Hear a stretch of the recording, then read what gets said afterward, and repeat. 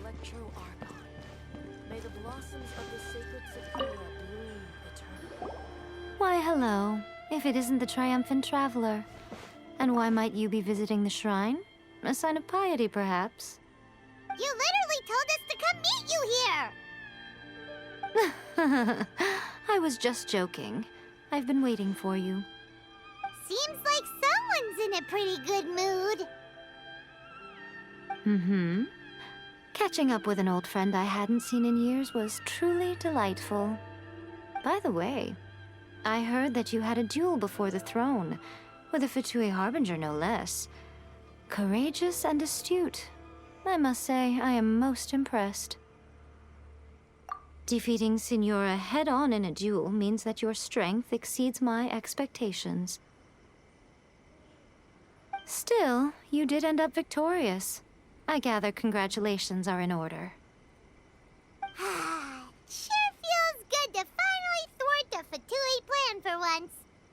They caused plenty of trouble along the way, but at the very least, they didn't get their hands on another Gnosis. Wait a second. Did you say Gnosis? As in, the little thing that looks something like a chess piece? Yep, that's the one. You've seen one too? Gnosis belong to the Seven. They're what keep them connected to Celestia. Oh. What's wrong? I handed that over. You did what now? Well, how else was I supposed to save your skin from the Balladeer exactly? The Balladeer is number 6 of the Fatui Harbingers. In terms of strength, he is superior to Signora. I'm not the kind of person who risks life and limb for any old reason. You did... for once, Paimon just does not know what to say. After A created her puppet vessel, she no longer had anywhere to put it. As her erstwhile closest friend, A handed it over to me, and I've kept it in the Grand Narukami Shrine ever since. She no longer needs the power of the Gnosis, and in any case, she tells me she has severed ties with Celestia. Thus, the Gnosis became not only useless, but also a potential source of conflict. Is that not a good bargain, exchanging it for the one at the core of the plan? Judging by the results, at least, I dare say I struck a good deal. When you put it like that, Paimon has to agree. The Traveler is worth more than a Gnosis.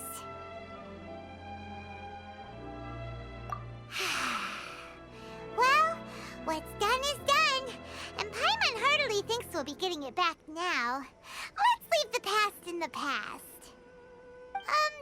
So anyway, you still haven't told us why you called us here today. It's to thank you. Really? You intend to travel all over Teyvat, and the time has come for the Inazuma leg of your trip to come to an end, has it not? As a mark of my gratitude, I will answer any questions you may have about the road ahead or the events of the past.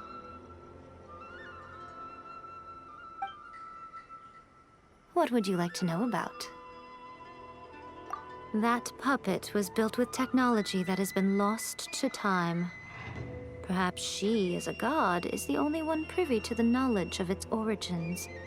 Still, there's one other thing on this topic that I suspect you may be curious to know.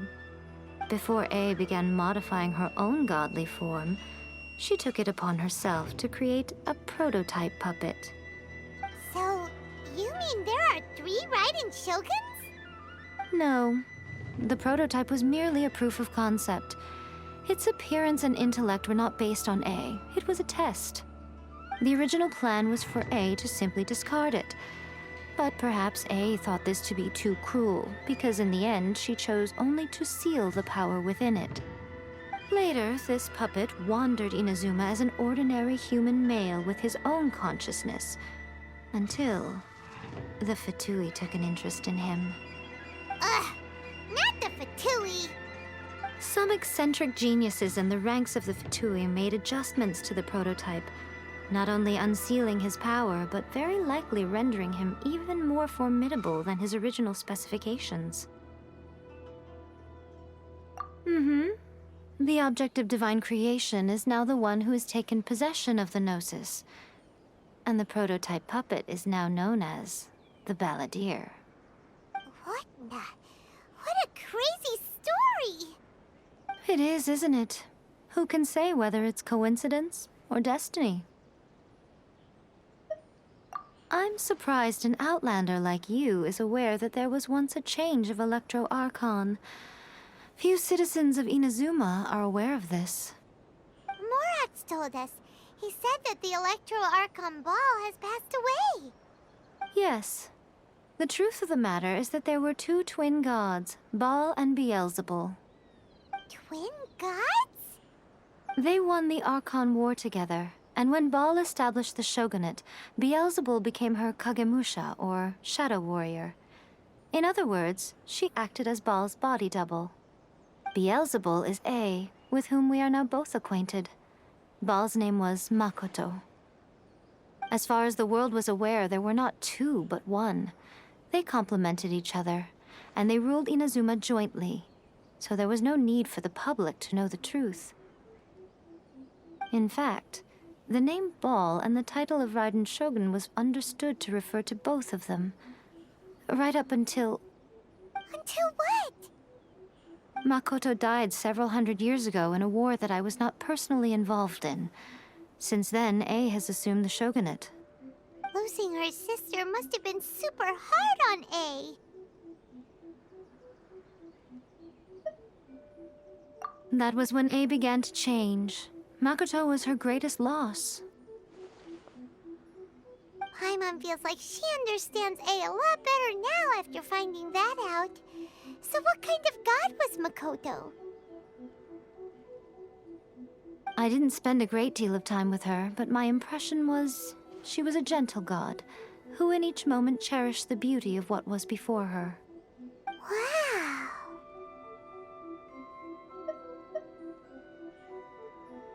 Sorry, I haven't a clue.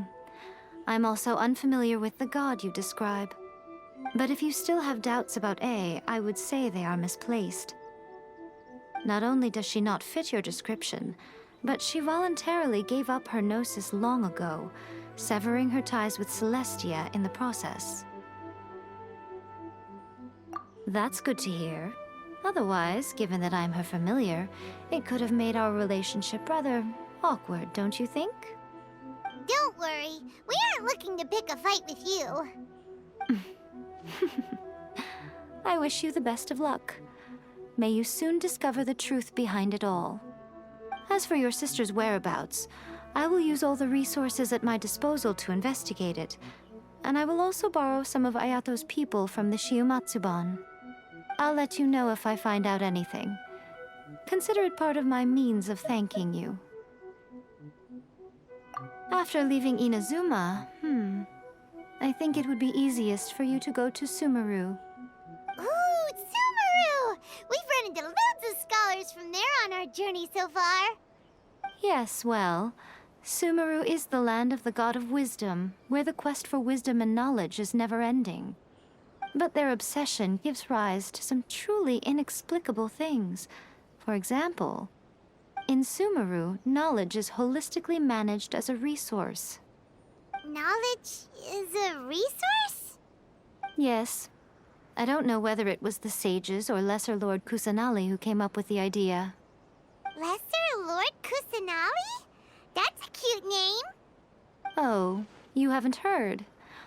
Lesser Lord Kusanali is the deity in whom the people of Sumeru place their faith. It's their chosen term of endearment for her. I'm sure you must have some things to discuss with her, too. I wish you all the best. Are you sure? Okay, then. Oh, Traveler. Do you still have the omamori I gave you? Keep it safe. Is that all you intend to do with it? There was me thinking that you might hang it around your neck to show off to the world, telling everyone who inquired that it was given to you by none other than Yae Miko, the wise and beautiful. Who in their right mind would do that? Okay, I'll stop. Now, a question for you. Traveler, What is your ambition? I see. But that is merely a small goal, based on what preoccupies you here and now. Your ambition should be something that transcends the world below and the starry sky above.